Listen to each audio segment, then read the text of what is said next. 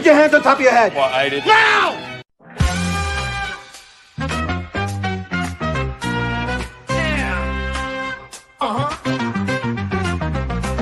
Never jam. Here comes the jam. Getting down with the truth. The only way he knows how to. Girls all up with his name. We call him the chief. You're damn right. He's gonna get that sucker. Yo, we track down the truth. You know what a track down the truth. You know it. What do they call him? We call him the chief. You're damn right we do.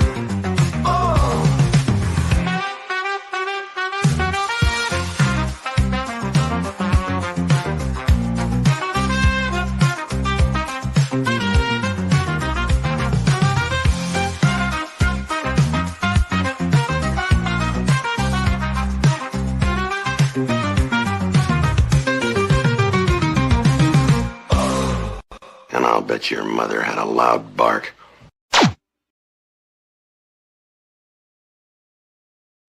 Good morning. Welcome to Morning Coffee with the Chief. I'm your host, Patrick Jordan, here on Pop Culture Minefield. You can find us on YouTube and Rumble, and they also have a Facebook page and a Twitter feed. And you can catch me every Tuesday morning at 8 a.m. Pacific Standard Time. Now, I review cop-related movies. You can also find me on at LAC Jordan. That's my Twitter handle, and I comment on a wide variety of political issues. Now, if you guys have been watching for a while, you know. If you're new, I'll let you know that I have another show. It's called Briefing with the Chief, and that is on KJDB.com. That is both a podcast and a radio show, and I'm picking up some pretty good speed there. There it is. You can go to KJDB.com, Briefing with the Chief, and you can find all the audio versions of my show. I've got over 50 shows. I've been doing it for about a year. And this Wednesday, I had to kind of do a pre-record because I'm going to be busy tomorrow.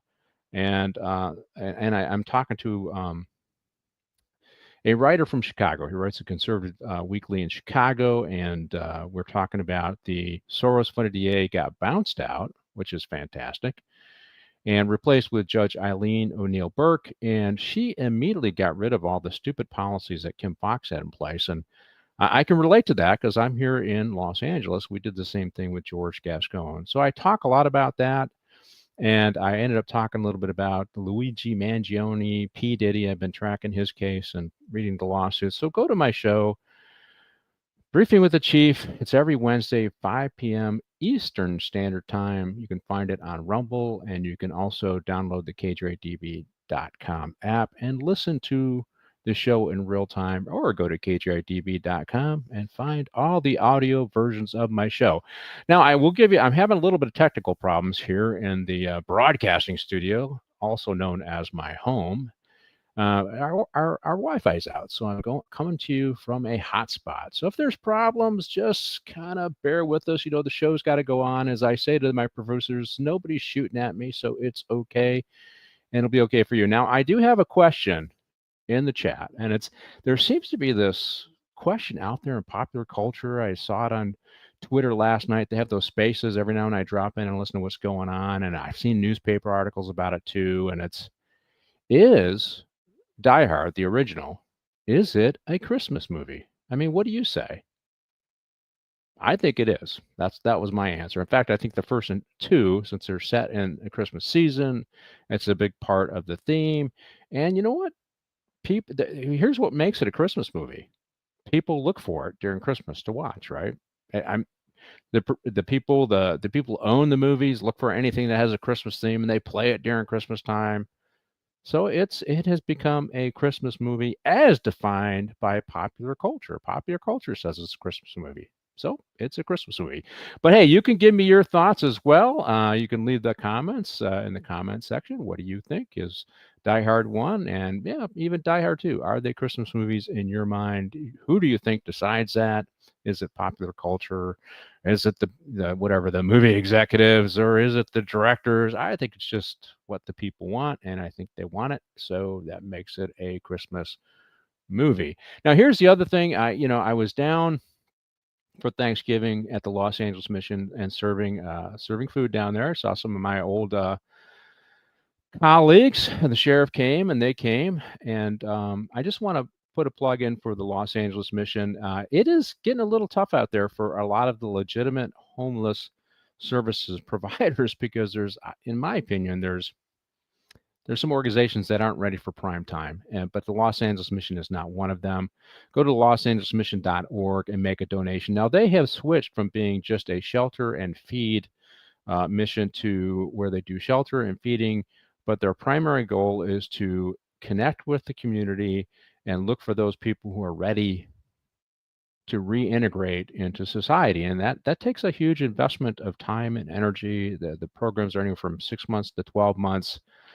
They use evidence-based programming. And the gold standard is cognitive behavioral therapy programs, which they do, and they're incredibly successful. So I want you to look them up. They also have a faith-based element, which means they do not get a lot of money from government. In fact, the only money they get from government is if they rent out beds to another provider who gets money from government. So they don't get any direct money from government. And I'm encouraging you to look them up, make a donation, and help them follow through on their mission to get some people off the streets and do your good deed for today. It's almost Christmas. You can carve out $25 or $50 to help out the Los Angeles Mission. Okay, so I've been doing a series of movies, the Die Hard series, and today we're going to do Die Hard 4. And let's see. Hello, good morning. Okay, so I'm gonna, you're there. Let's see. It has become a Christmas movie as long as it plays during Christmas holidays, such as the case with Home Alone, Gremlins, and others. Okay, well, here's my question to you: who decides that? Is it the directors, the Martin? Yes, I like to chime in on that. Go ahead. It's not that important that it happens during Christmas, and this is not decided by the people or the director. These are facts. You cannot escape this. The thing is, Christmas has to be part of the theme or motivation for either the characters or the events that are happening. In the case of the first two Die Hard, yes, it is, because it's the Christmas celebration that brings John McClane to where Holly is. Just so they can celebrate Christmas. And of course, there's the coincidence that the attacks happened at those places and at that time. But if you take out Christmas, there are no movies. It's well, and what does Holly say after the John? Why does this keep happening to us? Yeah, I think. Well, we decide. It's also what we want to watch at Christmas that kind of makes it a Christmas movie, right? We could be watching A Wonderful Life, The Grinch, Rudolph. I mean, my wife and I have been watching Rudolph since we were kids. Of course, we watched it again, but yeah, it's you make it. Popular culture also makes it a Christmas movie as well, right? So it's not just that it's set there; it's just we want to watch it, right? I mean, I wouldn't say Bad Santa is necessarily a Christmas movie, but it is set. The theme is Christmas, right? Or what was the Bloody Santa? Was that Bloody Christmas? That movie that came out a couple years ago. I guess that would be a Christmas movie too, because it's set during Christmas. But I don't know. I don't think it has the same appeal as Die Hard. See you later. You know what I mean? Yeah. So, all right. Okay. So, hey, let's bring on our guests, and the first guest is a regular who's been on quite a few times recently, and that is retired sergeant from the LA County Sheriff's Department, Scott Orr.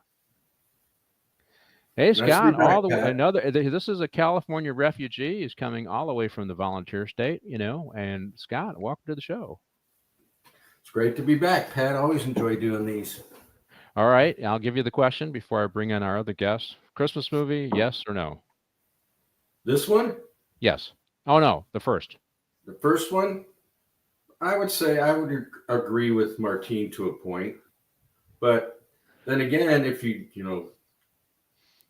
like I always say, I think it's Lethal Weapon 2, where it starts with a shootout in the Christmas tree farm. And then, the bad guys show up at his partner's house, and it's ho, ho, ho, bad guys. You're too late or whatever. That Lethal Weapon is a perfect example because even the first one, happens on Christmas. And nobody noticed. So it's not a Christmas movie.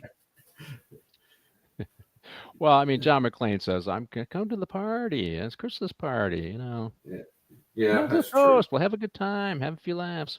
Oh no, I Yeah. like that movie. So Which one, Lethal Weapon or Die Hard? both of Both. them Okay. I enjoyed, but the Yeah, first Die there's. Hard. I mean, I did the show with you, you and John, I think it was, and Yeah. I've always enjoyed that movie. And I've been to many teacher retirement parties or Christmas parties with my wife where I wished something would have happened that I could have got out of there. Well, I mean, we just got to get it right. Okay, there's Frosty the Snowman, Rudolph the Reindeer, The Grinch Stole Christmas, and Die Hard. Okay, that's the lineup, right? When you can bring the Yeah, kids over to watch, right? The kids have gone yeah. to sleep. Now you can watch Die Hard. All right, let's bring our second guest on. He's Eric Fox. He's been here before. One time before, I had him did a little bit of a serious show with me. I think it was Dirty Bomb because that is his background. Eric, welcome back to the show. Thank you, Pat. Nice to be here. All right, I'll throw the question to you: Is Die Hard 1 a Christmas movie? Without a doubt. Without a doubt. Okay. No ambiguity there. That's why I love Eric. Oh yeah, it's a classic. That's, I think, aside from Lethal Weapon, I think it started that whole genre of these action movies becoming labeled as Christmas movies. So yeah, absolutely. Well, it was surprising. There was articles about it, and then do you ever see Twitter? They have these Spaces things. People are on them, and I started going on them a little while ago, and there's some serious people that go on those things. And like one of them was on. He investigated most of the pardons that Biden just did, and he was hmm putting out the dirt on them, and the discussion came up. It's just kind of a fun thing before Christmas is Die Hard hmm a Christmas movie. And so all these people who normally are talking about death and destruction, Syria, Israel, Gaza, and all that, and they're talking about this. And I go, well, I posted my review on their little space thing. So, but yeah, I think it's a Christmas movie too. Okay. So, one of you guys, thank you for coming to the show. I wanted to do a video ahead of time just to get your thoughts on it. Martina, is the video queued up? And there's something that we see in this particular movie, Die Hard 4, which was released in 2007. It's an action thriller film with starring, obviously, Bruce Willis as John McClane. And let's roll the video, and then we'll talk a little bit about what we see.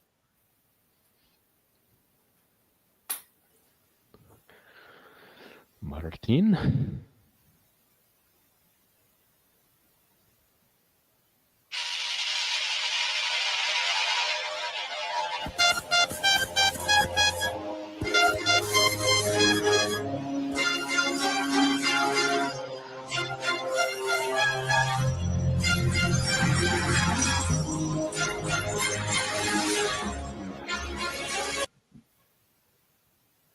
Kind of freezing Yeah, up. we're gonna have to be pausing pausing it regularly. Okay. So it's a long video. Yeah, you only have to go about halfway through it. I think it gets an idea.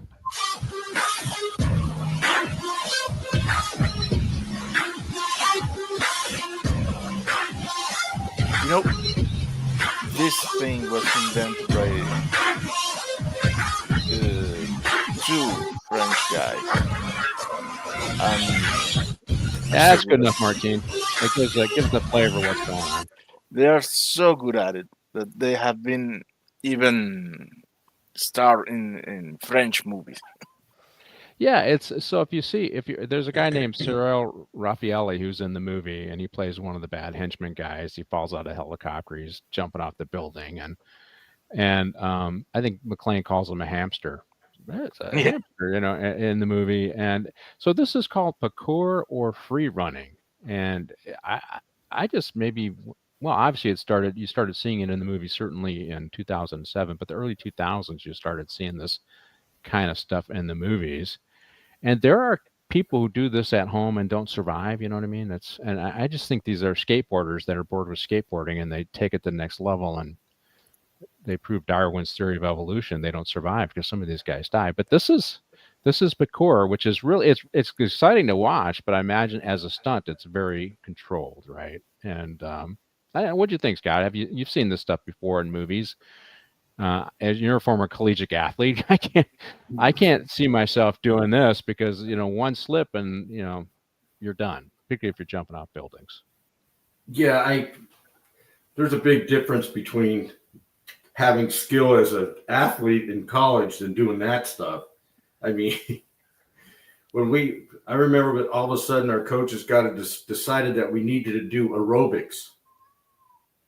So probably one of the most comical thing I've ever seen in my life is these huge offensive linemen trying to do aerobics. We were in the back because they separated us by skill level. So that they had the offensive. It was hilarious. And it doesn't, I mean, I'm sure some smaller guys could do that, but first of all, I wouldn't be walking on ledges of a building in the first place. So I lost my balance just by standing. yeah, at my age, too, I No. get out of bed and I lose balance. Yeah, I get dizzy just watching the guys, but it's exciting when you see it, right, Eric? And did you notice it in the movie? And you've seen it in other movies as well, right? Yes, I have, and I have two or three observations. Number one, wouldn't it be so nice to be young again? Number one, to have the ability to have your body move like that, especially after a knee replacement. Number two, I equate that as people who rode motorcycles. It's not if, but when you crash, and I like these folk. It's when you fall, but not if you fall, but it's when you fall. It's they have to have a special mindset, I guess you want to say that, to be able to do that. So it's cringing to watch some of these folks. Yeah, I think they probably have a higher incidence of knee replacements and back surgeries than even cops and firemen, right? So I think so. Yeah. You can find a bunch of videos, they're fail videos where they don't end up making it look all good. They end up, falling and try to land, on a railing someplace, and they do the splits and that bar goes where it shouldn't go. Yep. Stuff like that. So Exactly. Well, I'll tell this story. My daughter was into snowboarding and she became an instructor, and I told her we went to a different place that we hadn't been. We went to Tahoe, right? And there it's a little different than Mammoth, right? The narrower stuff. And I said, don't do the jumps. Don't do the jumps. She did the jumps, broke her wrist in 3 places. Ouch. And that was the first day. That pretty much ended a week of skiing. I go, well, you can stay at home and put your arm on ice. I'm going, she had to go get surgery and all this kind of stuff. Let's see. Great underrated installment. Well, Olyphant wasn't the best villain. He is a great character actor. Lots of good action sequence. Yeah. What do you think, Ron, about the parkour or free running? Kind of interesting stuff. Yeah, so I mean, this stuff is kind of like the X Games, where they're doing all that crazy stuff. Well, Justin plays a typical sidekick role. He is naturally funny rather than annoying. Good luck at the Bad Timing Awards, and offers a vital role to the plot, same as Kevin Smith. Okay, thank you, Ron. Yeah, so yeah, I just thought that was interesting, and I decided to do some research on it, and I agree with you. Eric, it's not if you're going to get hurt, it's when you're going to get hurt. Don't remember anything of the plot, and that's a good thing. Okay. Actually, I thought he was a pretty good villain. I nobody beats Hans though as the number one villain, right? You guys have seen all the movies, right? We had Hans, his brother Simon. Help me up, Martine. Who was the villain in number 2? It was the Colonel, right? They had multiple villains in that one, but I would say it was you had the general, the colonel, and the major. So you have 3 of them. A whole range. A whole range of them, right? But I think he played a pretty good villain, the bad guy in this movie. I guess we should talk a little bit about those. Yeah, we got John McClane. Of course, this is Bruce Willis is in this, and Justin Long. He plays Matt Farrell, the hacker turned white hat, I guess. He's also in the movie Jeepers Creepers. Do you ever see that terror flick? Yeah. I love Jeepers Creepers, but the third one was a letdown. Yeah. I mean, they could have done so much with it, and I don't know why they did what they did. But but that's where I recognize him from, is Jeepers Creepers. And we got, Timothy. He plays Thomas Gabriel as a crazed former U.S. Department of Defense. Hey, we might see some of those guys as Trump takes over. Some of the crazed guys are trying to disrupt America because they're not in charge anymore and nobody's listening to them. So yeah, we got a lot of good. And we got Serial Raffaelli. He plays the acrobatic henchman, and he's the one that kind of gets my my attention. I'm sorry, I'm looking for. Where is our fat hacker that they went to save? Kevin where's that? Smith, Warlock. Kevin Smith. Yeah, Warlock is that? Yeah, there he is. Warlock. There he is. Kevin Smith as Frederick Warlock. Yeah, I liked his character too. And as I was watching the movie, I go, I think I've seen this before. They go to some fat guy's house, and he's the only hacker that survives all this to help him out, right? And sure enough, that scene popped up pretty quick. But it's a good movie. Go ahead and start rolling the movie, Martine, and we'll get to talking about the different scenes.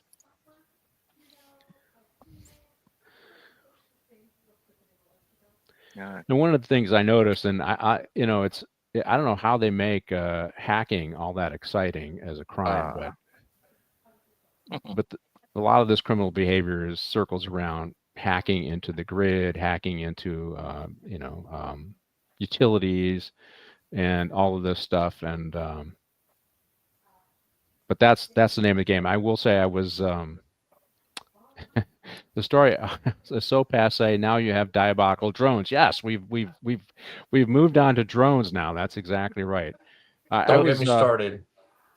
Jeff, this is a special movie for today because as all of you get frustrated with the bad portrayal or inaccurate portrayal of policing and policial procedures.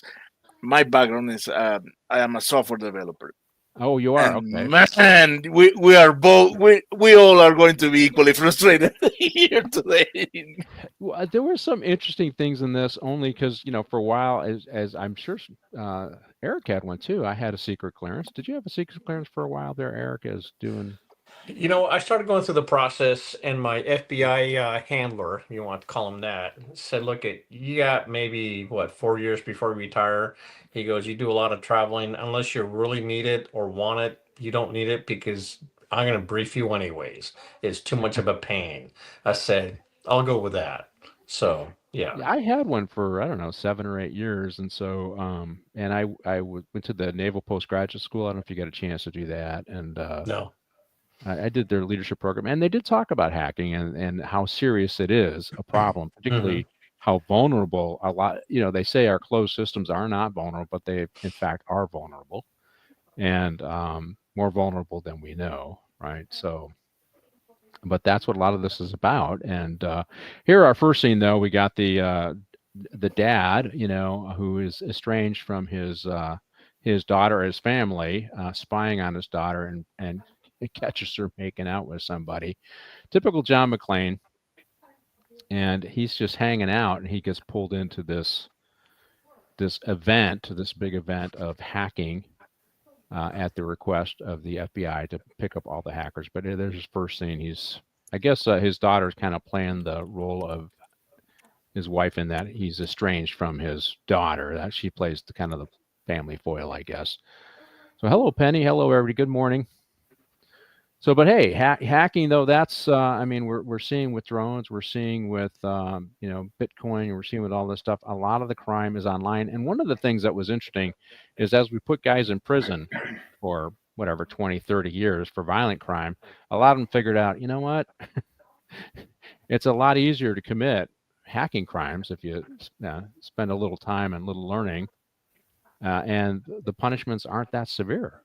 Right, Scott? So, you do a gang shooting, you're going to go to jail for, 20, 30 years, or at least you used to. Under Gascon, that might have changed. But if you do a white-collar crime, you just get a slap on the wrist, right?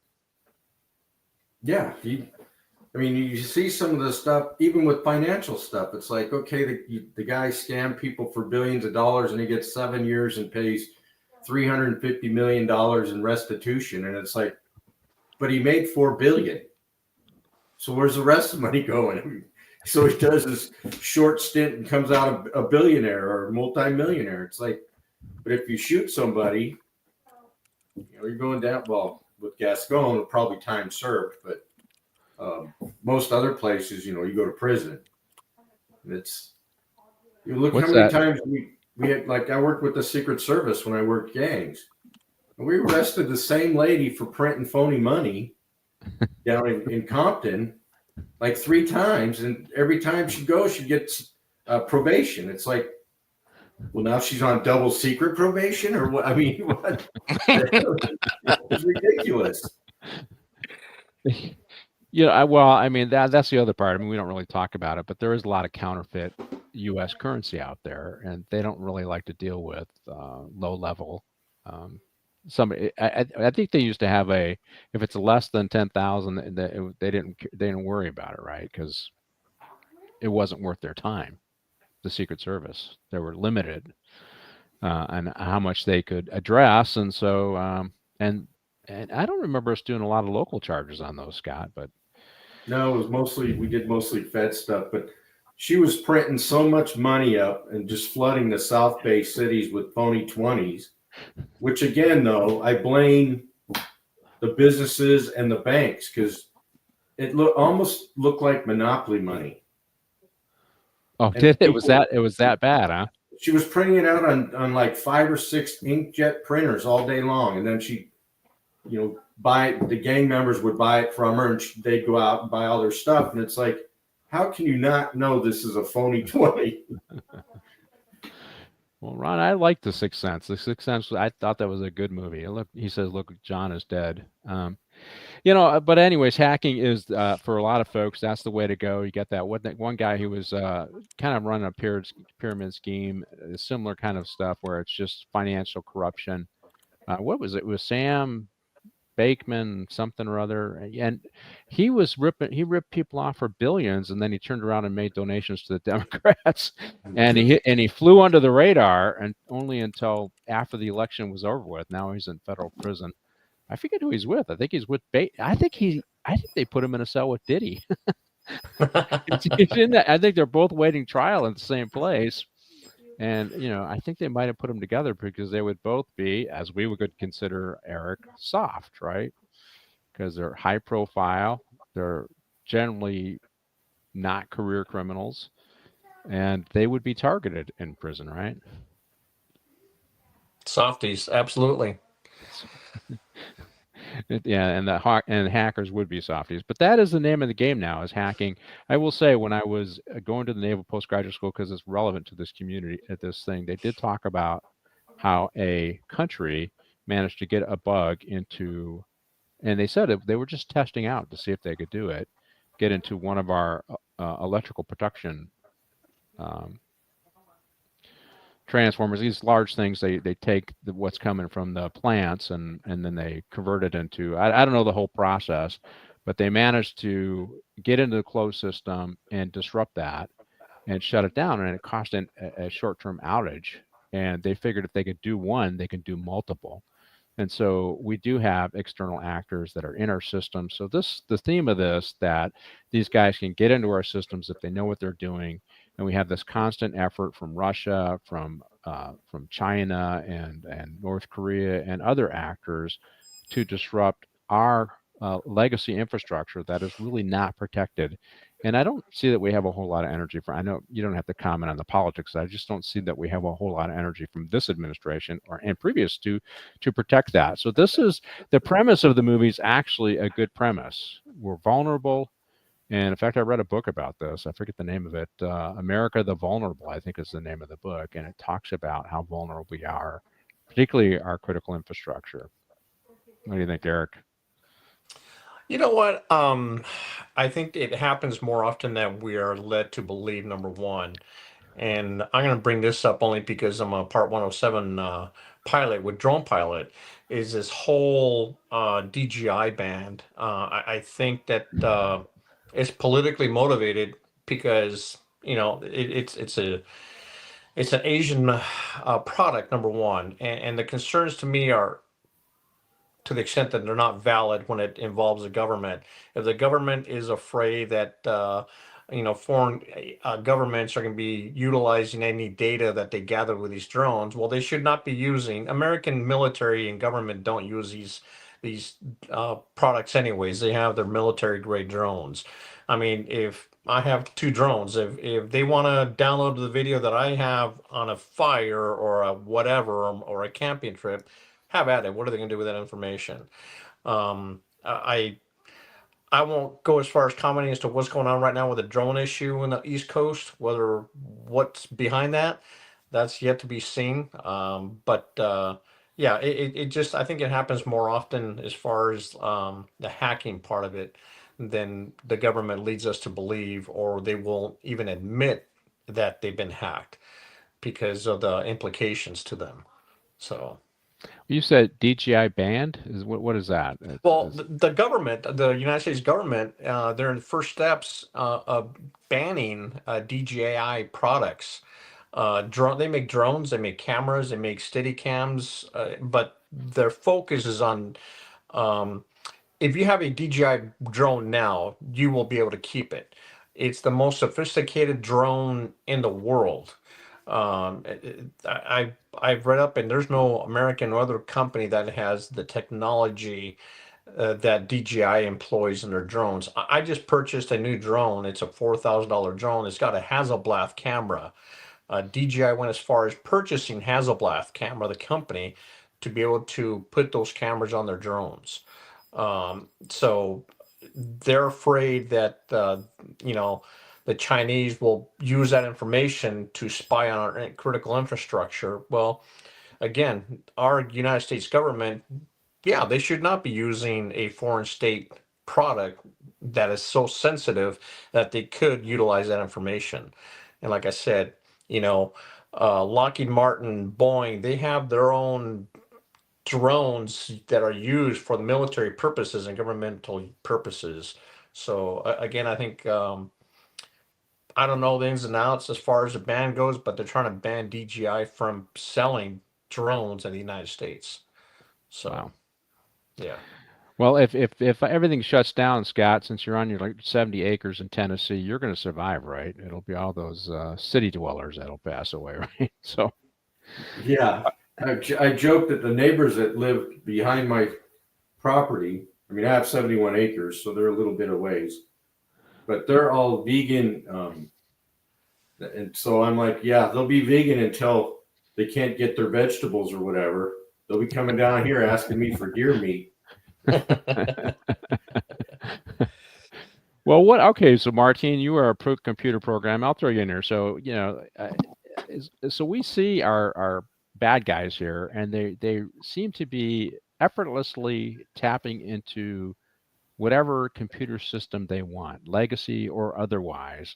That isn't quite that easy that you see in this, right? Well, they have the caveat in the movie that this guy has analyzed the vulnerabilities. So I can buy that they hack fast. What I cannot buy is that they know how to use any software. Yes. It's like, oh, if you are used one program, you have used everything. No, that's not the way it is. Well, I mean, these legacy systems run on legacy softwares too that are old and out of date. Then I'm probably not even taught that much. I mean, I believe it or not, I ran a computer network, and I hated the job because it was funny. As soon as they asked me to do it, and I had to read these books to figure this crap out, it was on a Novell network, and they stopped seeing me as a cop and saw me as this propeller head, and I said, okay. And Scott knows I put the garlic on, and I got the cross, and I got away from all technology because I wanted to do other things with my career. But it was just emerging at the time. We had the first local area network, and as soon as I started learning that stuff, they saw me as not relevant for leading people, and I didn't want that. But the thing about it is, years later, people were hitting me up on what commands I use, because the underlining commands with DOS, right? And then you you put Novell on top of that, right? That's kind of how it works. And so remembering the DOS commands to launch things, the people that replaced me didn't do that because they kept that legacy system around for a long time after I left. But that's what happens is you have these legacy softwares, and they're not even taught in college. You have to go back, and it's like learning a different language, right? Dude, the whole global banking infrastructure is running on COBOL, on freaking COBOL code that it was written from the 70s to the 90s. Yeah. And remembering the command. So that's why, and you look at, they got the transportation infrastructure that they're interrupting in this scene, right? And I'm just thinking, okay, right. So these are things that are probably, and it's probably, I mean, I don't know what the software would have been around in the early 60s, right? When they're starting to write these, the softwares for, because here's the deal, government gets it and they use that until it just falls apart, right? Because they don't want to spend any money Well, on isn't it anything new, right, Scott? isn't it what Trump's Dodge, the Department of Government Expenditures or whatever? I think Ramaswamy said that we're spending more money trying to upkeep these outdated systems than we would just replacing them with new updated systems. Why are we paying millions and millions of dollars to keep this bad system going? Well, it's like that. Yeah, here's the other part of this is when we start replacing computer systems, you find out that you don't have the capacity when the government, in terms of people, or they don't have the right people in place to actually put out a scope work, design, and develop and implement these kinds of things. And here's another one. I got to throw this one at you, Eric. So as they shut down the tram station, so our terrorists are sending a message, right? We control your systems. We're creating panic. They're seeing panic on the stock market. But one of them was the anthrax alarm. Now I'm thinking, okay, I'm having a hard time with this one, only because I had some basis of knowledge that, so for a chemo detection system to work, you have to baseline the area, right? Each area is going to be baselined differently, right? So you're going to set different parameters for what that baseline is to indicate whether there's going to be attack. And suddenly, of course, they just ring everywhere, right? And you would think that somebody who knows what's going on would say, this ain't a real attack, because they'd have to understand how the detection systems work. And for them all to go off, because they're all going to be set at kind of different, calibrated at different criteria, right? For them all to go off at once should be immediately obvious that it's not an anthrax attack, it's a cyber attack.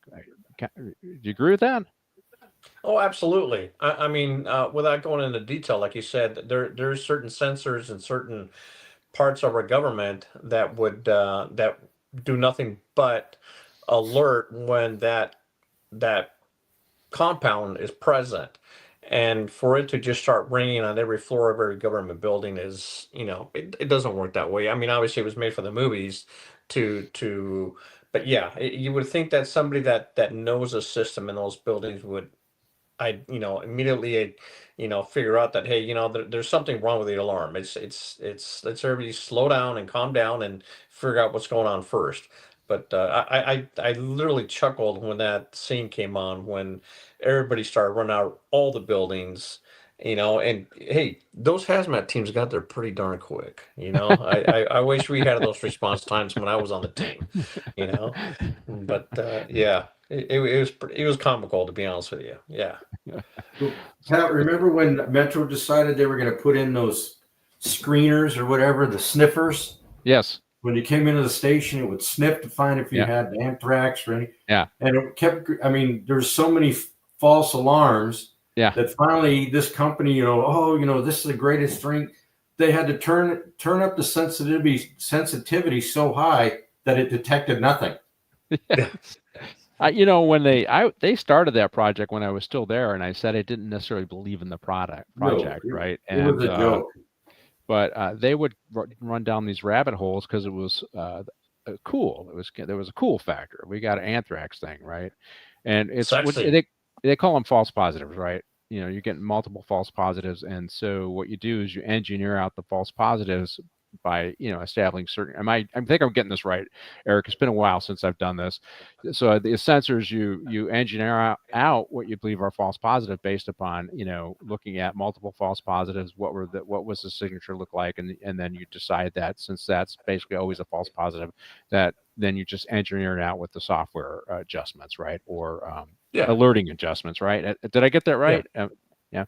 Yeah, pretty much. I mean, anthrax is a living organ. I mean, it's an organism. It's a Yeah. bacteria. I mean, even when we would go down range and test an unknown powder, we would do a protein test, and if that protein test came back positive, we didn't panic because it just sent us down another path to check for something else to do another test. But basically, same thing is that. There were so many companies out there right after 9/11, after the anthrax attacks, that came out with these sexy, really cool, I call them toys or instruments that before my time, Mick Kelleher and Mark Seibel and those guys and the chemists started checking these things out, and they're like, "This is garbage," it's so yeah, absolutely.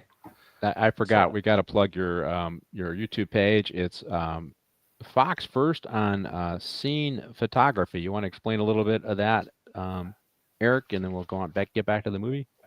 Okay, sure. Thank you. Basically, I'm a freelance photographer now that I'm retired from the sheriff's department. It's a hobby to me. It keeps me out of trouble and keeps me busy and moving around. But basically, I gotten my media credentials to the sheriff's department, same process as everybody else. And I sometimes shadow our Montrose search and rescue team from the sheriff's department up in Angeles Crest Highway, and I like to document their not their experiences but their responses to bringing to light as far as what they do on a weekly basis or daily basis. But I also respond to large fires, brush fires, and document those. And I just like sharing my experiences and my work with other folks, and both on YouTube and on Instagram. So yeah, Okay. I have a Well, good time. I got Eric. He's going to commit it to. We're going to do Cliffhanger one of these days because those are cops, fighting terrorists in the mountains. A little different than John McClane here, but we got, Yeah.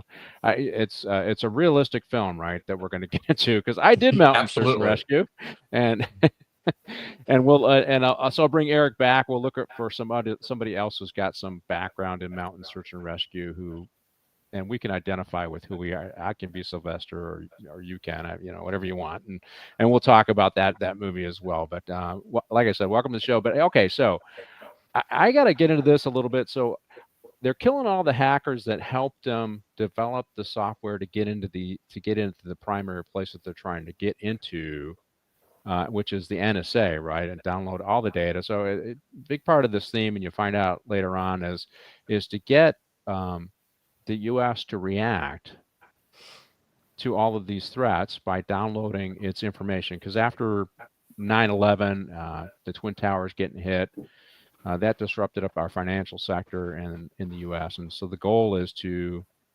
download all the information so that it's safe, so it can be put back online after the threat is over with, right? And his goal is to get into that. But he has all these hackers that he employs in a contest to create the code necessary to do this. And now he goes to eliminate them. And this is how John McClane gets into this. He's told to go pick up a hacker that is local to where he's at and drive him to DC. And that's where we end up with our hacker. I think, what's his name? Jonathan? I can't remember his name now. But that's how he gets involved in this. Because, you have to understand, John McClane was a lieutenant for NYPD in the first movie. Then he was lieutenant for LAPD in the second movie. Now he's back to being a lieutenant in NYPD for this movie. And actually, installment 3, he was on suspension. And now he's back with NYPD doing the surveillance on his daughter and a girlfriend. And he's on at night. What lieutenant is on at night doing surveillance? I don't know any of them. He's a detective in this one now. Oh, is he a detective? Did he get demoted? Yeah. Oh, okay. Well, okay. If you, I didn't catch that, but that's how he gets into this, and he's taking our hacker to DC, and of course they're still trying to kill him. Right? He goes to his house, and this is where we first see our Sorrel Raffaele jumping around when he tries to kill the hacker in his house, and they still try to kill this hacker. And my assumption is the hacker understands the code. So Martine, you have to understand this. That I kept that part of the movie right, where they employed all these hackers to create this thing in a contest, and then they went out and killed all the hackers that had Yeah, worked on it. but that's all decoys. I mean, Gabriel has the knowledge and the expertise to do that, but McLean solves the puzzle, saying, "Okay." The kid says they contacted us to develop these algorithms, and he says, "Of course." So would be the primary suspect, and you will be all dead. Yes. Well, okay. So go ahead. He's using them as patsies more than Right. more than somebody that can supplement his capabilities.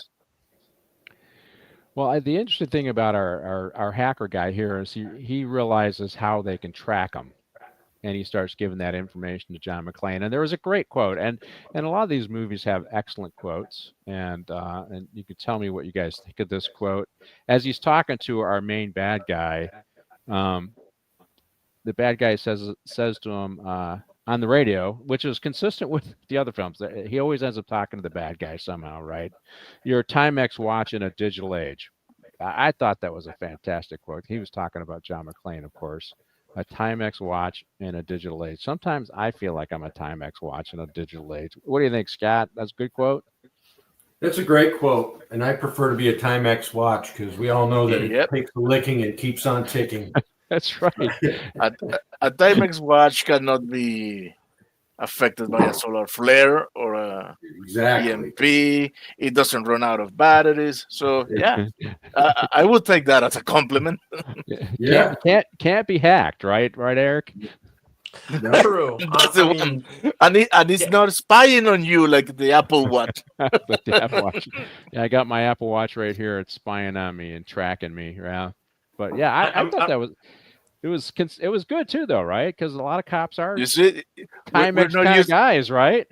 We don't use ankle monitors now; they are wrist monitors. Yeah. Just tell me what device doesn't track you. I mean, it's to the point where like you want to see where I'm watching. Go ahead. You know, you want to see what my blood pressure is. Go ahead. You know, it's funny is that on my Samsung. Boy, they are not happy. Google is not happy with me because I won't turn on my location settings. I won't let them know where I'm at.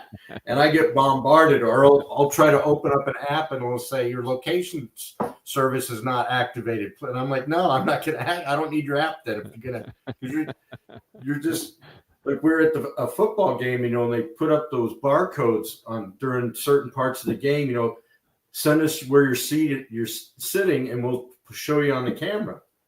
And my wife started, I go, put your phone down. She's like, why? I go, because the moment you take that barcode and tell them where you're sitting, you're going to have all these advertisers sending you crap all week about what you should buy from them. I said, that's all it is, the marketing scheme. And she's like, how do you know that? I go, because that's what I did after I retired, was to teach people how to keep their own privacy. Well, it's so back to the movie here. We're seeing John McClane. They're trapped in a tunnel, and our bad guy. They're still trying to kill the hacker, right? And McClane. First of all, the traffic is all stopped. He's sending them both into each other, but somehow there's a path necessary for John McClane to drive the car. You know, take multiple rounds from a 50 caliber in the hood of the car and jump that car into the helicopter and crash into the helicopter. So it's that's the best engine ever. I know, and and he survives, and our bad guy, our acrobatic bad guy, survives as well. He jumps off the helicopter and he survives. And I think this is where I heard somebody call him a Spider Boy, that he survived, right? There are, of course, great lines in the sequel, but nothing as quotable as the first, I think. Yeah. Well, I mean, they always say yippee-ki-yay.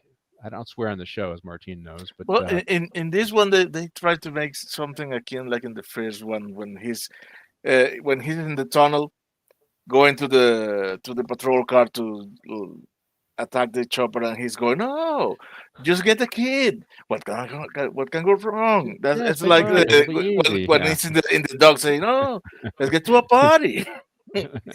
Yeah, there he does always have this conversations with himself. He says, "How do I get myself into these things? This will be fine. It's no big deal. Yeah, come on down the coast. We'll have a good time." I like the first one when he's in the vent.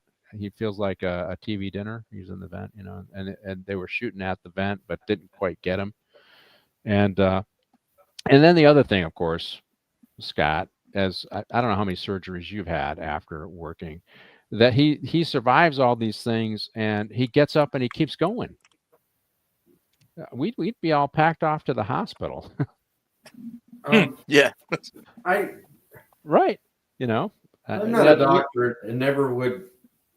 I'm not a doc. I don't have any medical training other than first aid and how to treat a gunshot wound or whatever. But other than that, all these falls. I mean, jumping out of a car going that fast, you're not going to just roll around and then get up and go, "Oh boy, that kind of hurt." Well, he didn't roll. He didn't just roll. He was stopped by the bumper of another car. Yeah. And then the guy falls at least 30 feet out of a helicopter to the roof of a car, and then rolls off of it. Like, that he did that I don't care if you're a poor curve expert. You're not going to just roll off the top of the car. Could you imagine what that would do to your back, landing on a roof of a car like that from that far? This is a fun movie that requires to check your brain at the door. If you give it a leeway, you will have so much fun. That's what they should say. Read by nature. We did talk about the poor guy and that they call him a hamster. Yeah, we talked about that. But I just went through 2 weeks of dealing with sciatic pain, and I had to go to the because I hadn't been to my county doctor in a while. Well, we do have to remind you, because I got to say, do this workout. They were recruiting old guys to go do this workout, and I said, I'll do it, and it's kind of a hardcore workout thing. And I did 3 of them, and I did fine. Well, then the day after the 3rd one, my back went out, and I was in pain for 2 months. And I said, okay, that's, and I, of course, I didn't do half the stuff that Johnny McClane did in this movie, but these take a toll on your body. John McClane, if this was a real John McClane, he's probably sipping on a straw in a wheelchair somewhere, right, Eric? Oh, absolutely. This is a classic Hollywood movie. I mean, I think this is what gives the general public that the sexiness, number one, and the misunderstanding of what real first responders go through, and the capabilities and what really happens in real life. And they don't realize that somebody jumping out of a car like that is not most likely not going to survive. And like you said, it's a job like this takes a toll on your body. And like I said, he'd be sipping out of a straw if he was lucky after going through what he did in this movie. Yeah, I think he's talking to the feds right now, and he says all your guys are down. And I was kind of watching the scene, and Scott, you were a tail gunner, right, or whatever, machine gunner. These guys, they had some pretty good stuff returning fire. Now, the guy shooting from the helicopter, he had obviously, he had a higher platform, but that's not the most stable thing to shoot. And these guys were on the guy and shooting up at him, because remember the feds, they came out with machine guns, they were shooting it out with them, and yet they got taken out right away, right? And McClane says that to the feds, hey, all your guys are down. But when you got multiple guys with machine guns shooting at you at the helicopter, you don't stay low, right? You get high and get away, right? You're peeling and squealing, because you're not. A helicopter is a big target. Because you want to show your underbelly, because in most military helicopters, the underside is armor plated. So you're going to bank and get out of there especially when that many rifles. And when I was a door gunner, I had a pilot who was a Vietnam pilot who'd been shot down like 3 or 4 times. He was a major, and he one time told me that, hey, or as big as you are standing in that doorway, he goes, you're dead in like 30 seconds in combat. He goes, you might as well just paint a target on your flak vest. So the next time I flew with them, I painted a target on my flak vest. He goes, that'll just make it quicker and put you out of your misery a lot faster. I'm like, oh, gee, thanks. But yeah, that many guys shooting it, they had to be the world's worst shot to begin with. Yeah, because you're going to be shooting steep, right? Because you want to give them the bottom of the helicopter instead of coming down and shooting straight on, right? You're not. I know it's the movies. You're not going to hover either, because that's just like a giant flat target. Yeah. So again, unrealistic. These are the feds that can't shoot straight, and they all get killed. And of course, John McClane with his 9mm is still hanging in there, and these guys with their machine guns is gone. And during the course of this, they our hacker guy starts talking about, hey, he's creating this disruption because he can't get into the closed system, so he has to find a way into closed systems, and they start talking about it.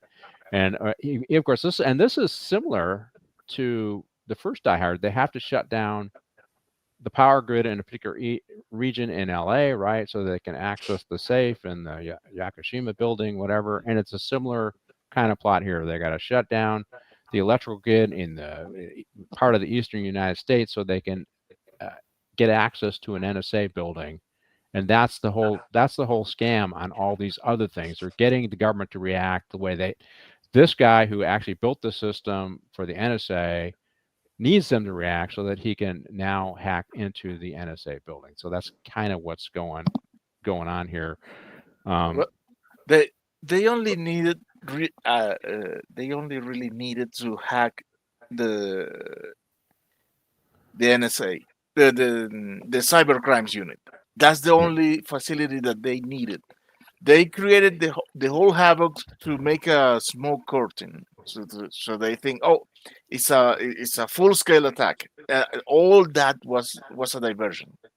All that chaos was a diversion just to hack that installation, because hacking that installation is what triggered the downloading of the financial data.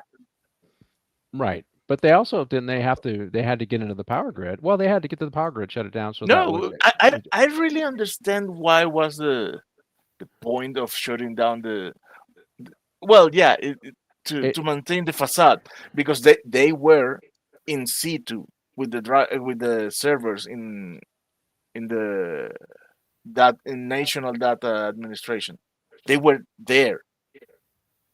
That in fact that was the first thing they infiltrated. They had a guy there with a local drive, just waiting for that server to recompile all the data to download it to a portable device. And they send our female killer to there, and they end up, it's interesting. The security guy said, hey, you guys don't have a right to be here. You can't be here. And of course they get shot. Nobody gets off a round at these guys. At least in Die Hard 3, one of the security guys was getting some rounds off, but these guys don't get any rounds off at these guys who are acting as feds. I don't, do you ever remember a time where they acted as feds and did some robberies, Scott? I don't remember that. I know they acted like LAPD and they acted like the sheriff, some of these bad guys to rip off drug dealers, but I don't remember them using. Well, of course they didn't use a helicopter. I guess that would make it a little more realistic when you come with a helicopter. Yeah, I don't. You hear about people impersonating cops, but they never really impersonate the FBI.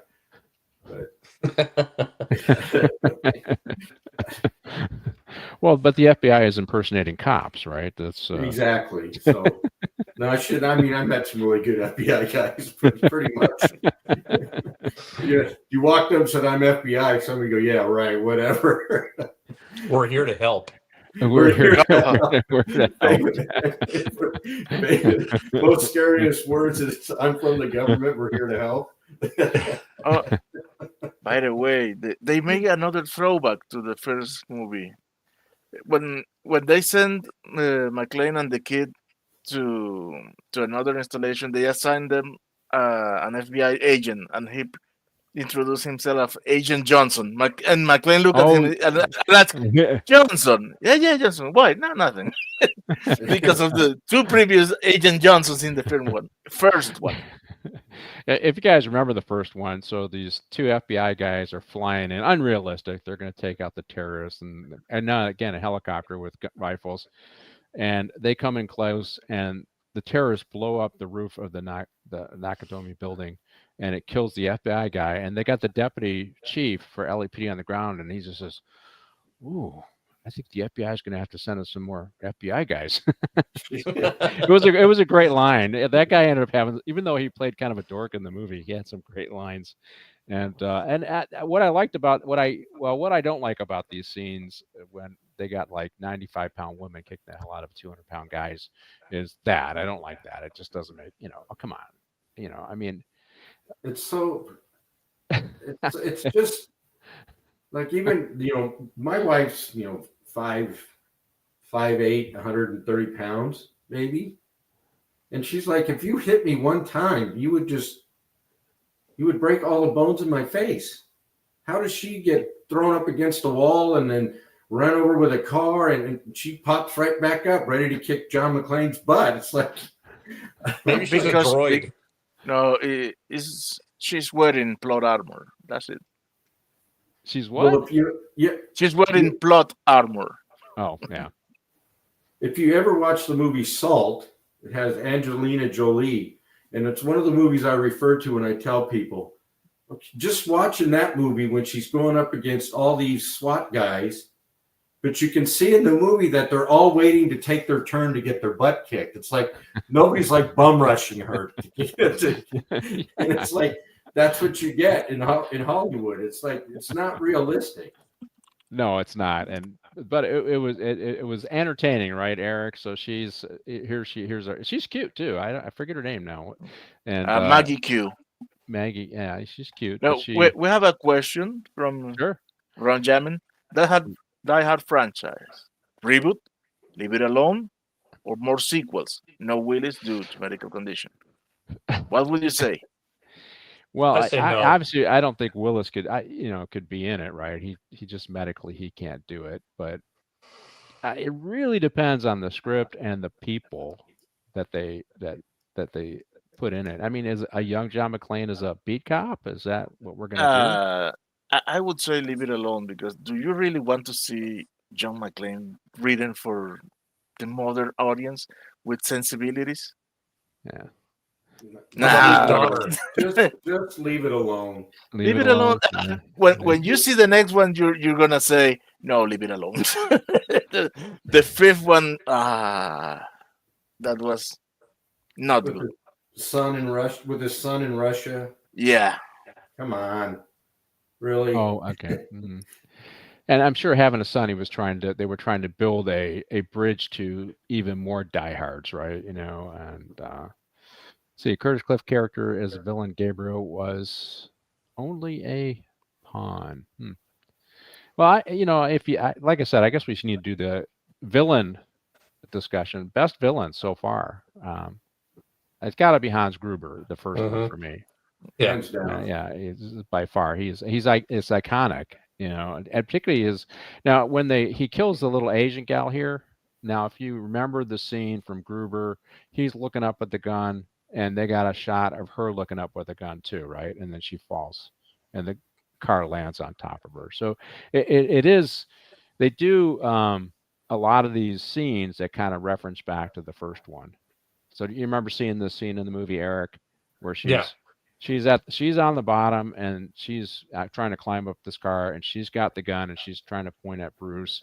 That was emblematic of the first one, if you remember, where Gruber is hanging on to his wife's hand, Holly's hand, and then she had a Rolex on, and he unclasps. Yeah, McClane unclasps a right Rolex, off. and Gruber's going down, and obviously still trying to shoot McClane, and you see that in this scene as well, right? So there are throwbacks to the first movie. Yeah. Even that shot that he just showed with Bruce Willis hanging onto the frame of the door, I immediately brought me back to Cliffhanger when he's hanging onto the wire right before he lets go. So, but yeah, there is some similarities, like you said, between the first and this one. Right. But yeah. Right. And obviously manufactured, Scott, right? This is perfect. Let's see. I say leave the film alone for a while, but you could see Die Hard video games working at least with the right creatives. Yeah. Okay. Well, all right. I don't know if we asked Ron Johnson. Is this a Christmas movie? Yes or no? First one, is that a Christmas movie? There's a big debate out there in popular culture whether Die Hard is a Christmas movie. We all said yes. So Yeah. what do you say? What say you? I think we are at break time for guys to go to the bathroom, Martine, and we'll Yeah. finish up with the rest of this when we get back. We got about 90 seconds, guys. If you got to go get a fresh up on coffee or anything else, we'll be right back.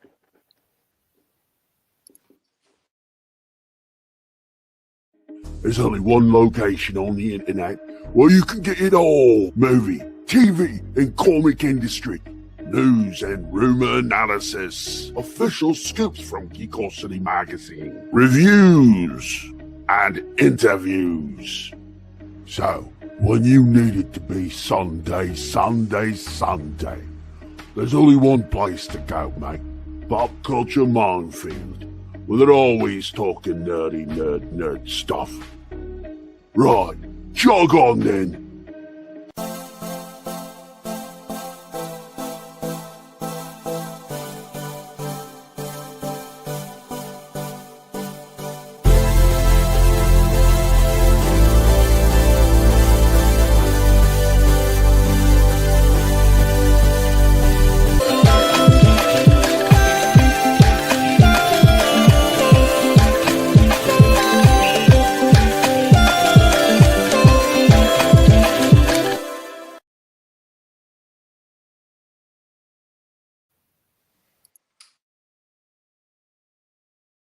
There's only one location on the internet where you can get it all. Movie, TV, and comic industry. News and rumor analysis. Official scoops from Geekosity magazine. Reviews and interviews. So, when you need it to be Sunday, there's only one place to go, mate. Pop Culture Minefield.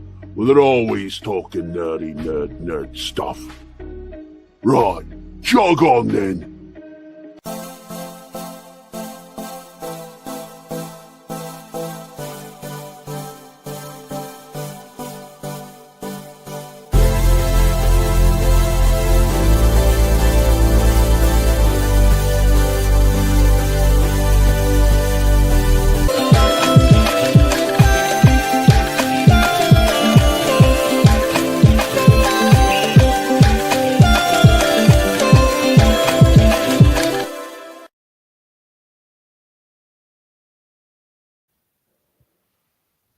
Okay, we are back and we are reviewing Die Hard 4 or Live Free or Die Hard. It's the fourth in the installment of the Die Hard series, and we are here on Morning Coffee with the Chief on Pop Culture Minefield or Rumble. You can find us every Tuesday morning at 8 a.m. Pacific Standard Time. And so, hey, so this next, we've already seen the fight scene, and our Asian gal ended up with the car as a hat, and she's at the bottom of a shaft, and she's dead. And of course, her bad guy boyfriend decides to try and contact her and ends up talking to McClane, which is a la Gruber and Simon Gruber. Was it Hans Gruber, Simon Gruber? And it just talk to the bad guy. Here he is. And the interesting thing, and I don't know any of this is true, is how he decided to get back at John. He somehow takes over the gas piping that goes to, because the electrical stations that I'm aware of, I don't think they necessarily have gas unless that's a production facility. Gas coming in, they're producing electricity and send it out, but they pump the gas towards the facility expecting an explosion. I thought that was unrealistic. I don't know our utility infrastructure. It made for a great movie making. It was fun to watch, but I just don't think it's realistic. Let's see. It's traditional in the UK for there to be a Bond film on TV, though I wouldn't really call any of them Christmas movies. Okay. They are not. Look, man. Go ahead, Martin. Ron is agreeing with you in this part. If you watch it in on Christmas, by that logic, Friday the 13th could be a Christmas movie. Yeah. It's not. No, that's a Halloween movie. Come on. Halloween. That, Yeah, good one, good one, it's, Scott. Yeah, that is what I say. If okay, you can make your personal tradition, watch whatever movie you love as your movie on Christmas, but to be an actual Christmas movie has to follow this. If you take out the Christmas element, is there a movie?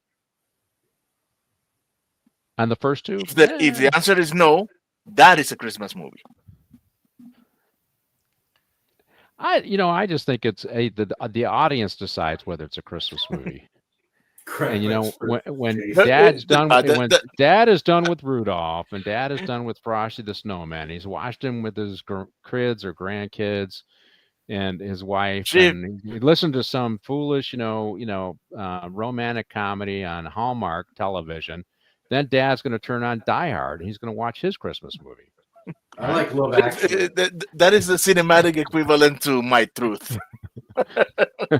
Right? I don't think any of the directors or producers ever imagined it would become a pop culture Christmas movie, but it is. I mean, like you said, some people have different ideas of what it should or should not be and what a real Christmas story or movie is.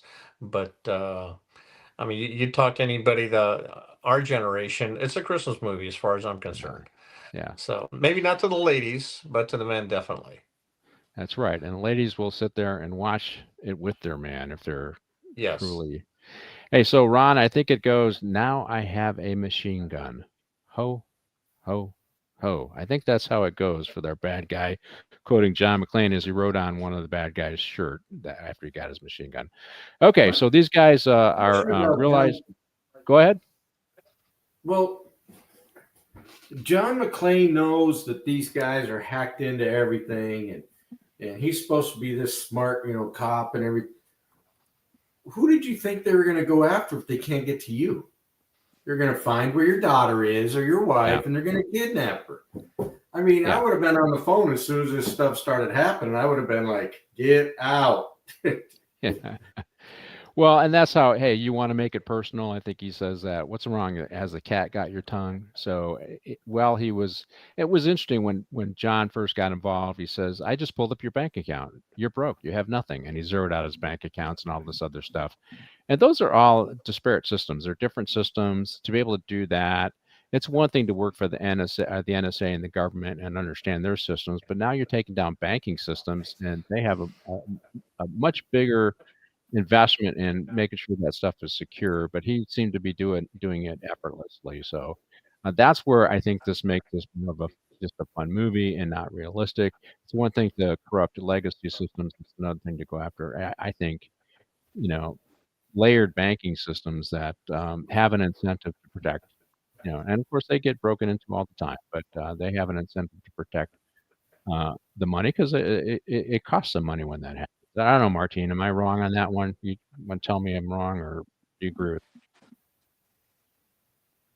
me? What's the question again? My question is to say the fact that he can actually move from government systems that might have legacy to more systems that have a really vested interest in protecting your money. Because remember when McClane first got involved, he zeroed out his bank accounts. He did all that stuff to mess with them. You're broke. Now you're this, you're that. And now he's, as Scott says, he's going after his daughter to get leverage over him. Seems like that's the only thing that gives him leverage, is going after his daughter. And where did he get the henchmen to go after the girl in the first place? They were all with him. Well, there's another quote in here. I didn't write it down, but I thought it was pretty funny when he was talking to the bad guy. He says, hey, I got more of your henchmen. What do you do? You call up 1-800-HENCHMEN to get more guys? Exactly. I thought that was pretty funny. And they did, you're going to have to call out Asian jujitsu, call girl again, because she's dead. Yeah. She's, whatever. I forget how he said it, but those are some pretty good lines when he said it. What do you got? 1-800-HENCHMEN? Is this where you get all these guys? So that Yeah, give that me a was number to the ninja union. I need to get a couple union ninja guys to come do some work for me. yeah. So they do have some pretty good lines for these guys, and that's what makes him entertaining to watch. And Eric, when you first watched your first Dirty Harry movie, it was obviously you liked the character, but also his quips, his Oh lines yeah, made it very entertaining. And I think yeah, with a they're lot of these classics. they're classic, and with a lot of these action heroes, that's whether it's more of a darker dramas like Dirty Harry or this where it's just fun escapism Hollywood with blowing up stuff, and they, Uh-huh. they the quips kind of help make the movie, right? They Oh make it yeah, entertaining. and they live So on even a lot longer than the movies do. They're everywhere. I mean, coffee cups to stickers to magnets. I mean, go ahead, make my day. right. It's yeah. I always So remember the one from Magnum Force. As his man's got to know his limitations. Yeah, we could have probably said that about a lot of people that we worked for over the years, and yeah, but yeah, a lot of great, and that's what makes John McClane this wisecracking guy, and of course he does demonstrate. They do find Warlock, and here's our air scene with Warlock. He's the only hacker, and it's funny. Our bad guy knows who he is, so apparently he knows who all the hackers are.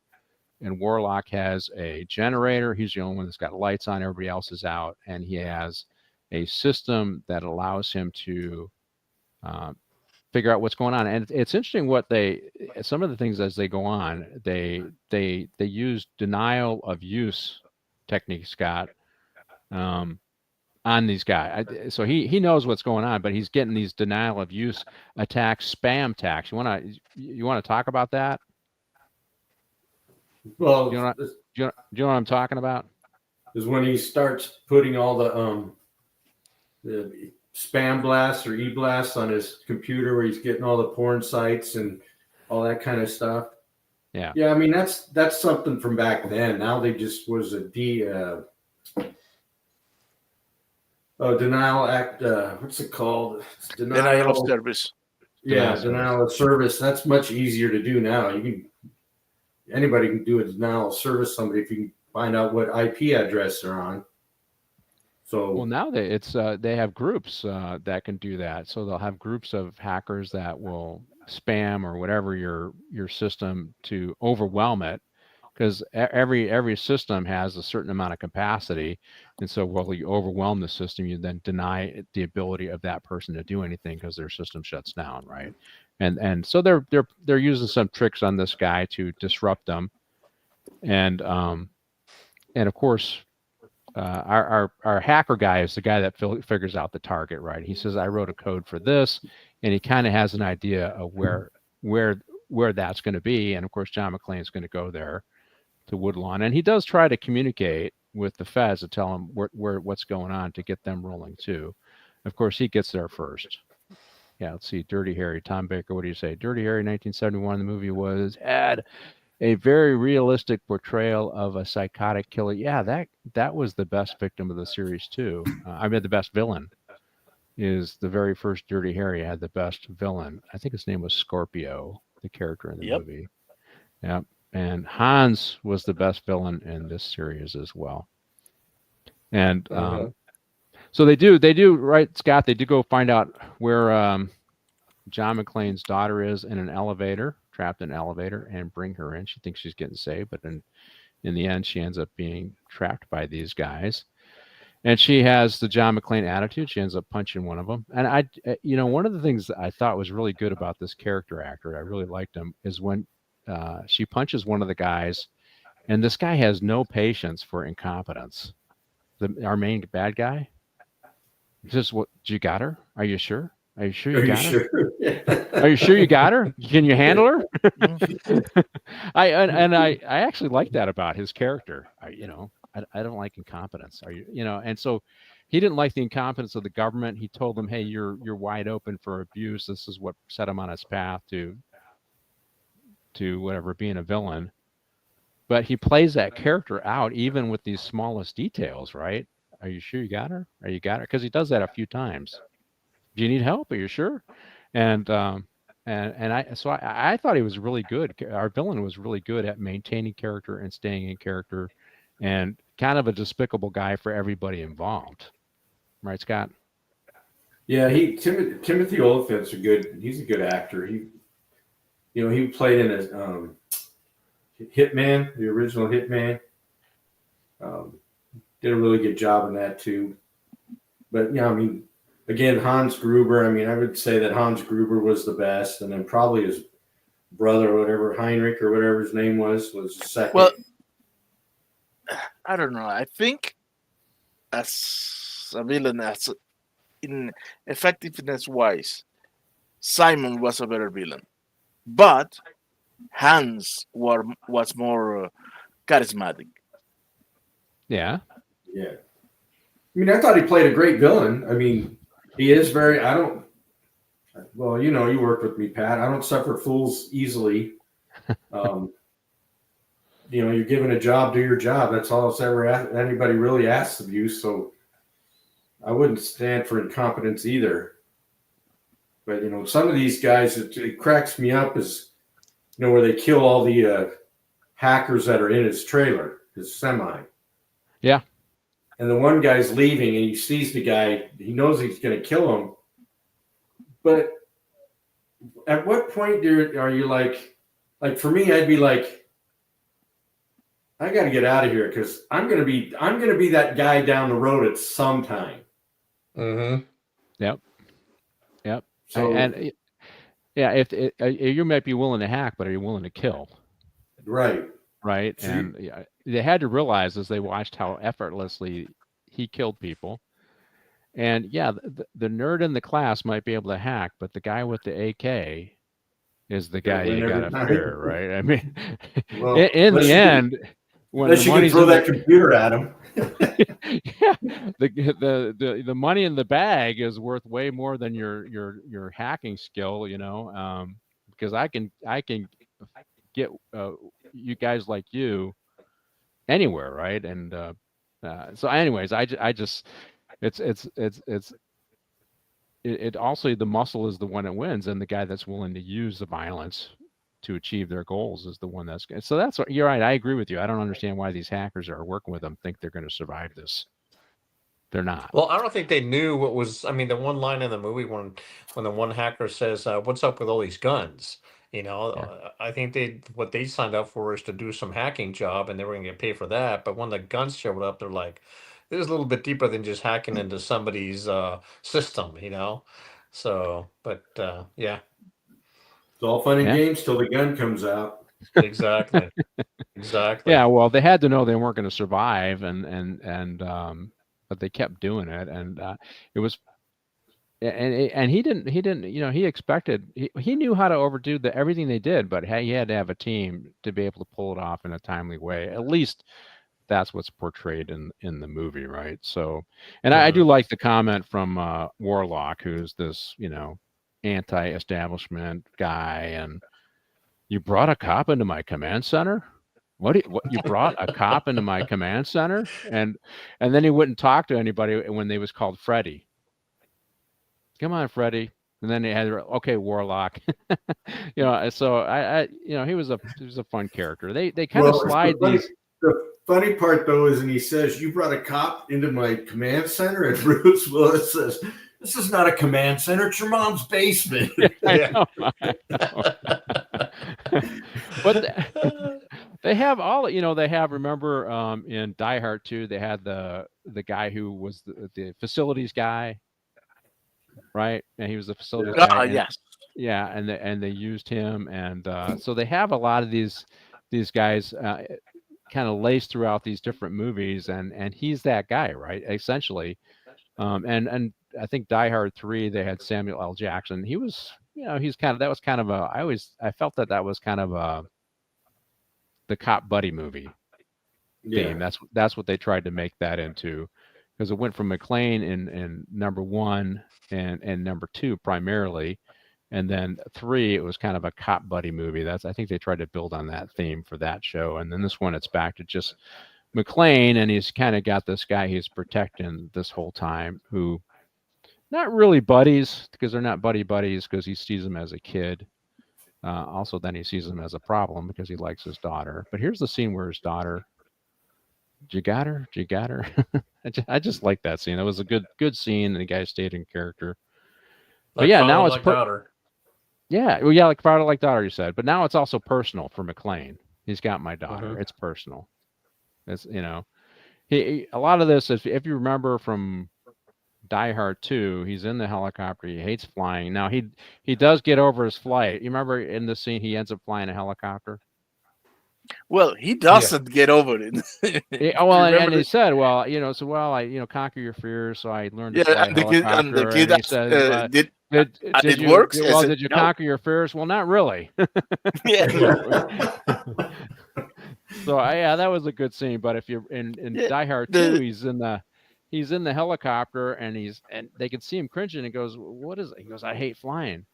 Well, why do you hear? Well, I hate losing too, because they were getting ready to mm, take off, and then they drop him on this wing, and then he has fights with two different guys on the wing and sabotages the plane, and then blows up the plane, right? But he hates losing, and that's what is driving our character. They hate losing. But Eric, to take it down way notch, a lot of fun being a cop is the cat and mouse chasing the bad guy, right? It's not like Oh, this every absolutely. day. We'd all be in No. traction, but that is part of the fun about being a cop is chasing the bad guy, right? Yeah. Oh, absolutely. I mean, and like you said, it's not like that every day. I mean, there's days where you do absolutely nothing but write reports, but then you get that one call. It could be a bank robbery or whatever, and your adrenaline starts going through the roof, and it puts you into that position where you're chasing bad guys like a cat and mouse. And like you said, thank goodness it wasn't like that every single day because we'd be in traction. But it's part of I think the attraction. Um, Back, I think today's cop is not as enthusiastic. Being a cat and mouse type of cop, not a lot of folks don't look at it as a career now. They look at it as a job, and because of the restrictions put on them by departments and politicians, it's a lot different job. But yeah, back in the day, we loved the job. Yeah. Yeah, you're supposed to be guardians now. That's the language they use, guardians of the community versus cops. And it's interesting, you when you solve a bunch of crimes. Like I'll tell you this one story just because it was fun. We got a bird call now where the lady came in, somebody was in her house. All she saw was shadows, and I started circling. I go, okay, let me go around the back and see what pops up. They knew a guy ran, no description, and the guys get to the house. It was a training unit that was handling it, and you remember Phil Abner? He was the sergeant. Remember him? Oh yeah, And he great guy. and he so I see this guy. It looks like he just comes out of the bushes. Looks like he had particles of like he was hiding in the bushes. And I stop him, big black guy, and he was driving like a Cadillac, an older Cadillac, like 70s. So they had the big trunk, And so I'm dating myself. This was a while ago. And when he jumped into the backyard to break into the house, he stepped in some dog dropping. Then he tracked it throughout the house. Mm. And so I got this guy detained. We have no picture on this, no identification of this guy. And then I get a thing over the radio, and it was Phil Abner. Hey, check his shoes. Does he have dog dropping on his shoes? I go, yeah, he does. He says, hook him up. That's it. That's good Hook him police up. work right there. There's Yep. good police work. We got his fingerprints in the place, but he hit 10 other places. Wow. Yeah. We got, they rolled him, and he hit 10 other locations over the last couple of weeks. He was hitting that area, and via prints, we got him on 10 residential burgs, and he went to jail for a long time. So, Very and cool. I always remember that because it was such a good, it was a good cat and mouse thing. It was such a good hook, and tying it all together with just dog droppings was kind of made it a unique thing. Phil wrote me a commendation for that one, so I always call it the dog drop. I call it something else that I won't say on air, but it was a fun case. But that's what we're talking about, Scott, about chasing the bad guys. That stuff, pieces of the puzzle just dropping in, and you're catching these guys. Oh, I would tell people, the problem with some cops is they take it personal. I never took it personal. No. It's part of the game. Sometimes a cat catches a mouse or the mouse gets the cheese. But we had a similar thing where we chased a car and he went down a street. And when we come around, we could see that he crashed a car into a parked car. and we couldn't find him. So we're walking up and down the street. We come to this one house, and it was a male black, and there's a guy out front wearing boxer shorts and a t-shirt, and he's watering the lawn, and it's like 3 o'clock in the morning. So at first we're like, wait a minute, this doesn't seem right. So we're like, hey, what are you doing? He goes, oh, I'm and he's young too. He's probably in his early 20s. It's like, oh, I like to water my lawn before I go to work. We're like, oh, where do you work? And he's like, hesitates, and then he's like, because he's trying to think of some place, that would open early or something. And then he says, I work for the Postal Service. We're like, oh, he goes, I'm a postman. We're like, oh, okay, well, what's your beat? And he's like, oh, we're starting asking too many questions. And then all of a sudden, the curtains in the front of the house, and it's 2 Hispanic couple, and they're shaking their head like, so we hook him up, and he stripped off all his clothes and put them in their garbage can, and then grabbed the watering hose like we would think just an everyday thing at 3 o'clock in the morning. People are out watering their lawn. That's funny. But that's what they're funny stories too. How you catch them, right? And go ahead. You never catch the real smart guys. I mean, you do eventually because you have to go a different route with the real smart crooks, but. And that was all the fun of it. Even you become a gang detective and, just trying to find these guys. Like I had one where I just kept serving search warrants on all his family members for like a month because he shot at like 2 deputies in Compton. And so finally I get a news reporter calls me, that the one black news reporter, I can't remember his name. He was always bringing like the gang members and everybody into the stations to try to film, something bad happening or whatever. And I kept serving search warrants every month. I do his whole family, his aunts, uncles, sisters, mom, dad, looking for him. So finally I got a call from this, and he's like, hey, Mike, so-and-so wants to turn himself in. I'm like, well, I'll be here at the station anytime. So sure enough, they walk in the lobby. And I said, why'd you give yourself up? He goes, because my family was going to kill me. Yeah, and that's success here. That's what makes it fun. I think we got to bring up the F-35 in this movie here. So he manages to break into a military channel, right? And he says he's got the codes. I would imagine these codes change over time. Maybe not daily, but they're not that easy to get. And then he instructs the pilot to take out the truck. Now, I think most of our pilots, they have this keen police or these keen minds. They're going to say, shooting up a truck and I don't know. I just don't see this happening. But as he's shooting as the truck, of course, he shoots up the truck. Do you remember the scene where the freeway is kind of collapsing and McClane is still trying to go up with this truck? Like I'm like, okay, I that's unbelievable. They lost Now me on that one. Yeah, it eventually falls, and he's it didn't for me. I go, okay, that one's way too far, and then it getting really low like that, so we can shoot at it with this machine gun. I don't know that much about military aircraft, but I just thought this was not at all believable. It was fun to watch, but not at all believable. What do you think, Scott? Well, you're the military guy. To me, that's where the movie kind of jumps the shark. Yeah. Several times in one scene. Yeah, that's kind of where the movie really, to me, made a really weird twist or turn. Because first of all, pilots can shoot themselves. They have to get authorization on whatever the rules of engagement are. But there's nobody on the ground programming their missiles to fire to give them permission. As far as I know, it might have changed. I got out of the Marine Corps in 1988, but there's nobody on the ground arming your missiles and then telling them what to shoot at. They would tell them, hey, there's a terrorist in that truck. And I don't know any American pilot that would start shooting rockets into a freeway with thinking that nobody's going to get hurt other than the terrorists. Right. Particularly, I don't know what those rounds are. Those 50 caliber that coming out of those. Those are at least 20 millimeter. 20 millimeter.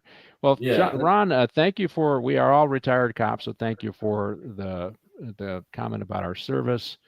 I do believe True Lies, but True Lies. This is the one with Arnold Schwarzenegger where I think he gets in a Harrier or something like that, Yeah.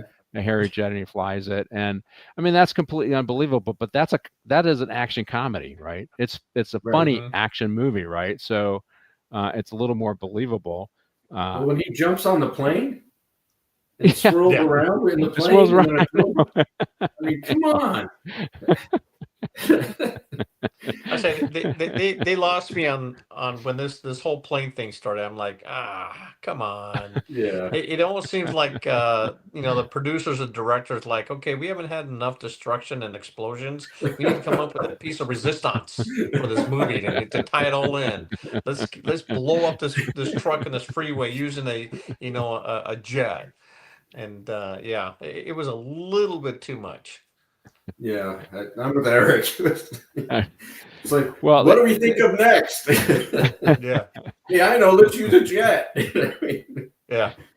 these guys do end up at Woodlawn, and they end up in the cooling area. So I guess the cooling area, it created the opportunity for them to get into. I don't remember all of that part of it, but this is where he ends up having his fight with the hamster, and he ends up killing a bunch of guys, and he's talking on the radio to the guy. And this is also where he says, "Hey, I just killed 3 more of your guys. You're gonna have to call up 1-800-HENCHMAN," which I thought was a fantastic quote. And he ends up, and the guy's jumping around as we talked. The free running or parkour stuff that we talked about at the beginning of the show, and he jumps around, and he's hanging, and he's shooting at McClane, and ends up losing his grip and then falling through these turbines that slice him up. And I like McClane's comment. He goes, "Oh," like, "Oh, that's bad," but with a smile on his face.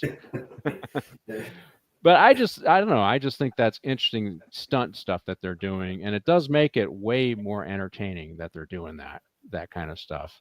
And I specifically looked up this particular actor, and he is a stunt guy, although I have to believe it's much more controlled, right? He knows it's not freestyle jumping. He's going to do it in a very controlled environment. Although they said they took that shot in one scene.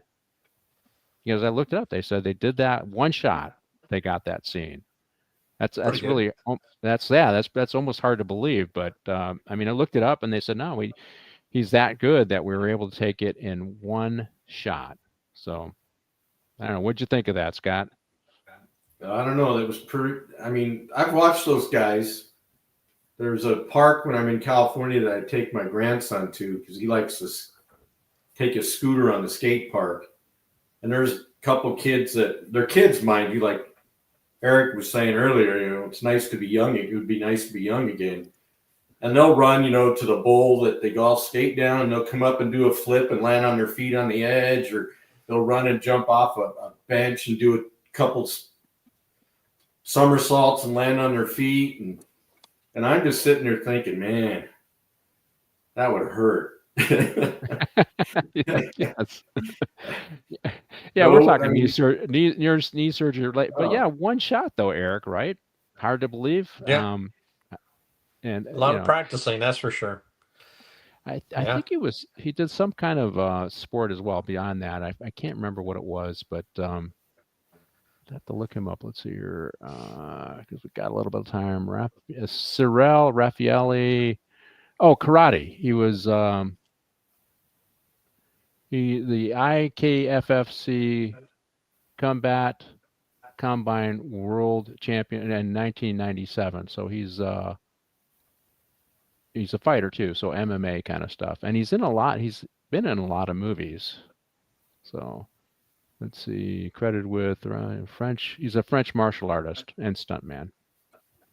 So he is an athlete as well.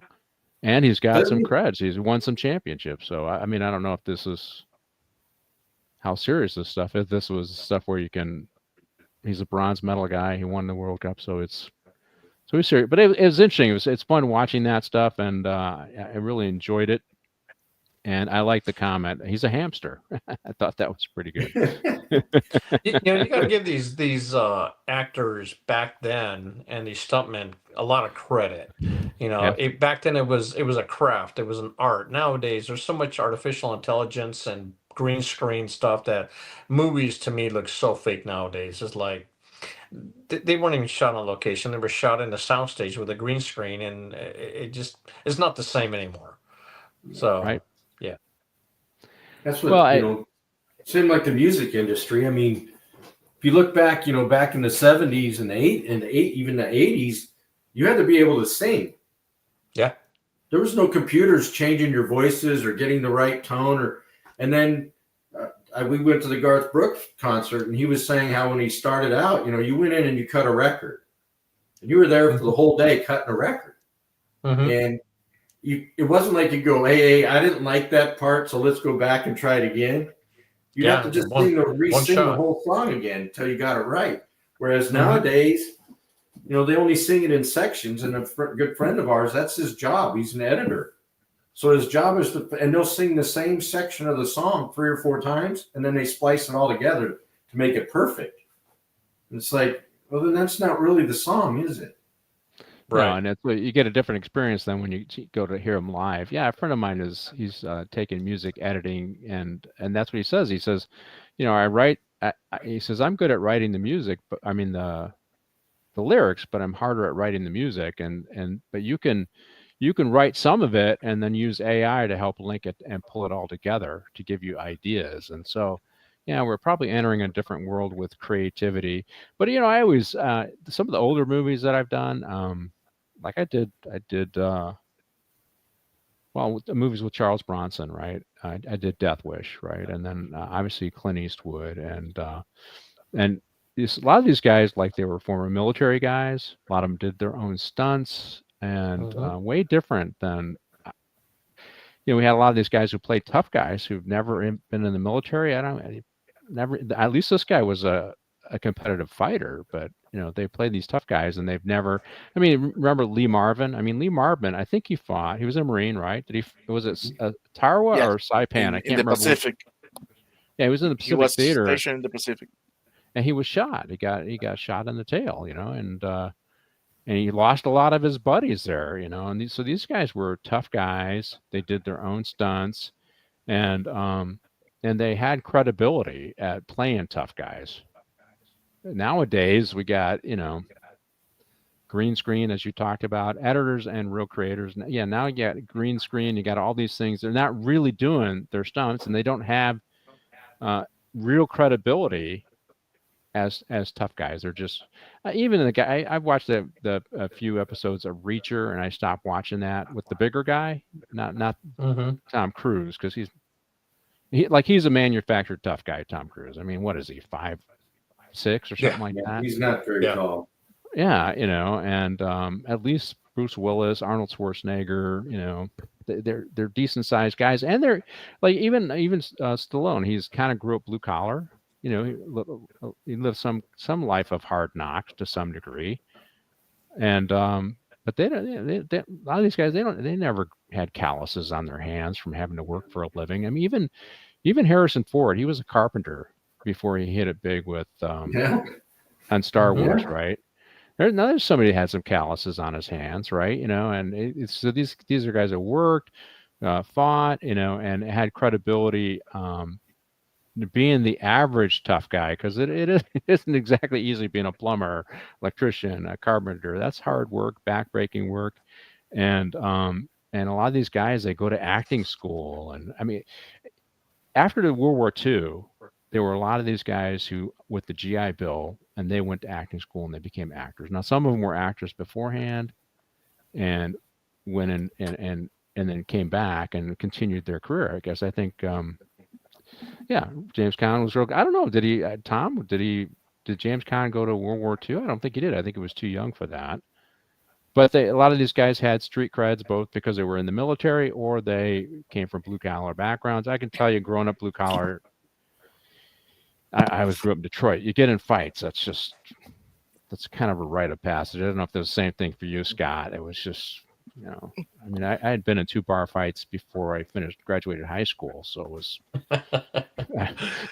The truth. I mean, actually, 3. One was in another country. I was lucky to get the hell out before I got in trouble. And I remember I was in the academy, and they asked us how many guys had been involved in a fight, and I kind of raised my hand. And I went to Catholic schools in Detroit. I'm thinking, God, there was only a third of us who raised our hand. How many have been in more than one? And I still got my hand up and going.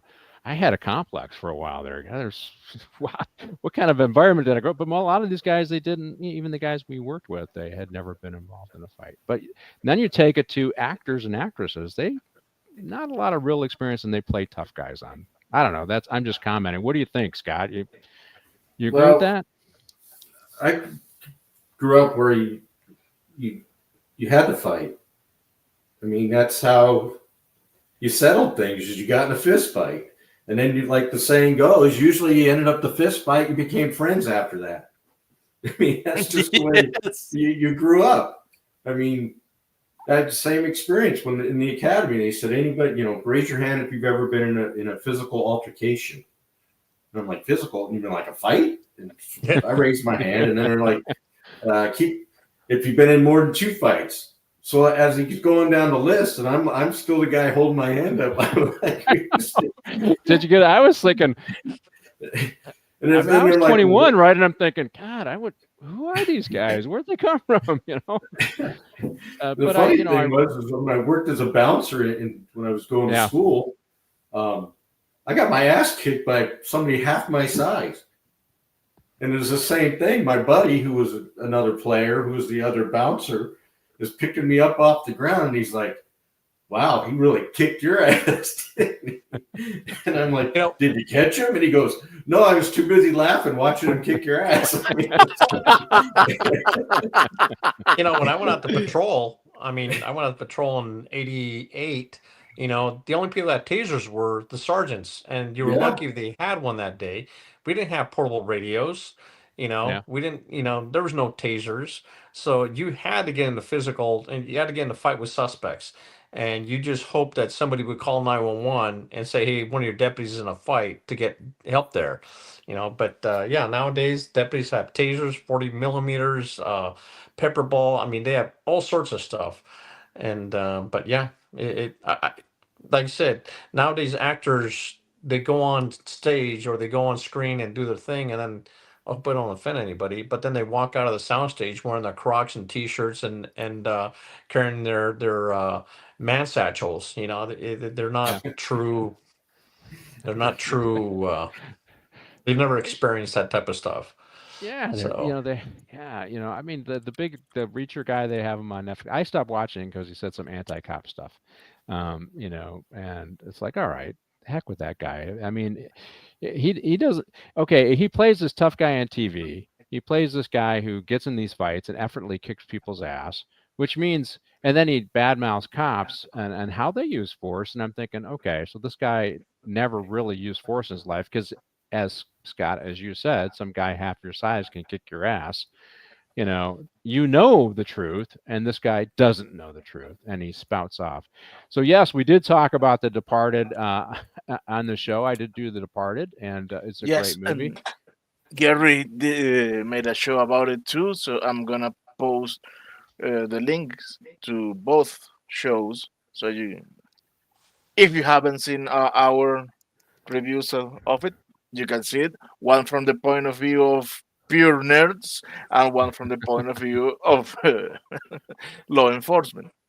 Well, and The Departed, the movie, was based on infernal affairs, but it also, I felt that there were some very similar themes to Whitey Bulger and the Winter Hill Gang, and I think that was purposeful in the writing. I think some of that stuff was going on at the time, because if you understand the true life story, this is where we've talked about how sometimes popular culture influences the movies, and I think that was one of the times where it does. Hey, on our final scene, Bruce tracks down our bad guy after he defeats the airplane, right, or the F-35, and he ends up getting in a fight with him. Now, okay, so the final scene, all right, this is the final scene. We got to talk about this. He's in a fight with these guys. He's losing. One of the henchmen, the last henchman alive, has got his daughter, pistol to her head. and she manages to shoot him in the foot before he does that, and he does the same thing. You got her? You sure you got her? I mean, our bad guy does, and he's fighting Bruce, and Bruce ends up he's in a bad spot. The guy's got a gun to him, and he ends up shooting himself and shooting the bad guy through his body. Now, that may or may not happen, right? Depending on the kind of, as we know, depending on the kind of bullet that he has. But he ends up shooting the bad guy through his own shoulder. All right, so fun, but and then of course our hacker picks up the gun and shoots Frenchie, the last henchman that was alive. All right, realistic, Scott. Can you shoot another guy through your own body? I guess you probably could, but more movie than realistic, right? Well, if you manage to miss the clavicle and the shoulder blade and a couple of ribs and the spine, yeah, you could probably get away with it. Just like shooting through a windshield of your own car at a bad guy. Right, exactly. And we know or bulletproof glass, thinking if you keep shooting the glass, it'll eventually break. But hey, yeah, I don't have any experience with that. Yeah, I don't know. Like, there's just, I mean, come on, you got those shoulder blades aren't small. I mean, that bullet must have been guided around it. Die Hard with a magic bullet. Yes. Well, it was. At the end, though, when he's just got his arm wrapped up in a sling, it's like, really? He's just walking around. No big deal. I got a cup of coffee, and yeah, I know. And of course, he's regulating whether the hacker and his daughter are gonna have a and it was he did say something to the hacker at this point about, hey, you saved my life, you did this, whatever, and he says, hey, you got your merit badge. Like that's what he says to the kid. You earned your merit badge. I couldn't help because he's in the movie The Last Boy Scout, right? I go, I wonder if there's a relationship to that. Easter egg. Yeah, if that was before or after, but immediately I thought of that, The Last Boy Scout, and I think doesn't he play like an action guy in that one too? And yeah. There's kind of a spoof on the whole action thing. Let's see. I really wanted him and Gabriel to fist fight. I don't think Gabriel knows how to fight. No. It would have been horrible. He's got strong fingers from all the typing. More than a fight, it would have been an ass whooping.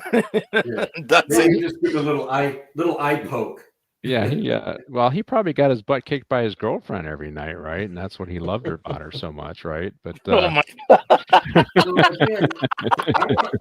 he liked to be dominated, right? You know. Oh, do you remember Payback? Yes. Yeah, that was Payback. It's Gibson. Mel Gibson. wasn't it? Yeah. Yes. That's a good movie. That is a good movie too. Again, I want a good villain. Yeah. Instead of doing your whole little monologue at the end about how you're doing this for all these great reasons, just go up and shoot McClane. I know. They all do that. They gotta, yeah, I know. They all got to give him a chance and let him off the ground. I mean, how many chances? Every single walk villain. up to the side of the car and headshot, maybe two, just to make sure, because it is John McClane. Every single villain. I mean, even in the number 2, they have to go out and fight him with. Why don't you just take a gun out on the wing and shoot him? Right? They both went out to fight him with knives, and they both lost. The answer to that is in the first movie. Remember, Holly says to her assistant that John has the ability to make people lose their logic. Well, yeah. What was that in the first movie? He says, they're angry. That must mean he's still alive, right? Yeah. So only John can make somebody that mad. Yeah. Well, it's funny. I do. I've been on a podcast with a couple of New York cops, or the retired lieutenant guys. It's called New York's Finest Unfiltered, and they do a show every morning, Monday through Friday, for the most part, that runs about 2 hours, and they just do this rant on what is going on in New York, and they have so much going on in New York. And I have to say and I've been on their show, and they've been on my show a couple times. But New York cops, there is this attitude, right? So I mean, I'm from the Midwest, definitely Midwest are different from the New Yorkers and are different from Californians. So uh, people in Midwest are a little more laid back than New York, but we're not quite as laid back as the folks from LA. And I hope I don't offend anybody, but that's just the reality. When I got to LA, it's like everybody was so chill, and I'm thinking, oh, I got to work, I got to, and I'm like, it was a completely different mindset. Growing up in the Midwest and being in LA, but then you get these New York cops, and I think Willis kind of pulls off that New York attitude. You guys have met New York coppers where they kind of have this Oh yeah. attitude, and they're full of themselves because they're NYPD, right? But and he kind of pulls that off. What do you think, Eric? Yeah, I think he does. I mean, I've met and I have some buddies who are NYPD guys, and yeah, they do have. I think it's a prerequisite for them to have an attitude like that, working NYPD. You know, I think it's kind of a survival thing for them. But in the same instance, I think that NYPD they're a lot more gracious as far as showing. Um, what do you call it? Being able to go in there and they'll help you out if they know you're Right. a cop from out of state. That they're wonderful at that. But yeah, they definitely have that persona and that attitude, which I think is kind of cool. So Yeah, and the thing I notice as I interact with them, because we were from the largest sheriff's department in the country, and so we're uh, whatever, a third of the size of NYPD, or at least half the yeah, size. But there aren't that many agencies that are bigger than us, right? And so when they say, right, "Oh, how many people do you have?" They're like, "Really?" Like yeah, there are other big agencies out there. Yeah, okay, so we don't have 40,000 guys. We got only 18 or 20,000. But yeah. yeah, and I think I told them once, like, "Oh yeah, we cover 4,000 square miles." What? They can't wrap their head around that. Yeah, Yeah, yeah, they're thinking, and yeah, I did mountain search and rescue, and I worked Compton, and I did this, and so for them, they're in. I think Long Island is kind of a bedroom community, but for the most part, a lot of it is really man, an uh, island. Yeah, urban. Yeah, it's very high density urban environment, completely different than what we work in, and whereas I think my last gig, it was 700,000 residents in East Patrol mm-hmm. Division. So we were Yeah, doing it, but it was spread out. It was huge, yeah, right? Where that yeah, might be one borough for them that's contained in, maybe a 20-mile square area. For me, is, I yeah. don't know, 600 square Yeah. miles or something like that. It's huge. So, Last time, my wife and I, we enjoy going to New York. We haven't been there in a few years, but this one NYPD guy, he was a commissioner before he retired. I met him at the 2013 Uwasi conference here in LA, as a matter of fact. And he told me, "You ever in the city, you better call me." So I called him, and they treat us like celebrities. I mean, they gave us a boat ride in the Marine Division. He had one of he was inspector, actually. He was not commissioned inspector. He had one of his drivers drive my wife around town. I mean, take us to all the sites. Wouldn't let us pay for anything. It's the very, very cool in that respect, and that part of it is it's kind of tradition for them, you know. right. But yeah, it's cool. All right. We are at the end of our show here. I think we just got a couple minutes left. Martine, your thoughts on the show as we wrap up? The Well, movies? All right. what Rank can I all four of say? them. We've seen all four. Rank it. Where's this one rank? Of course, the first one is number one. Uh, Number two for me has been the third one for a long time, but seeing this again and finally looking it as a more of a fun piece of entertainment than a serious movie, Yeah, that this could be a contender for number two. Oh, okay. Um, but no, I still I still prefer number three.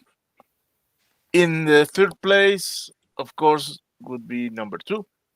Number two. Okay. No, no, The airport no, one. no.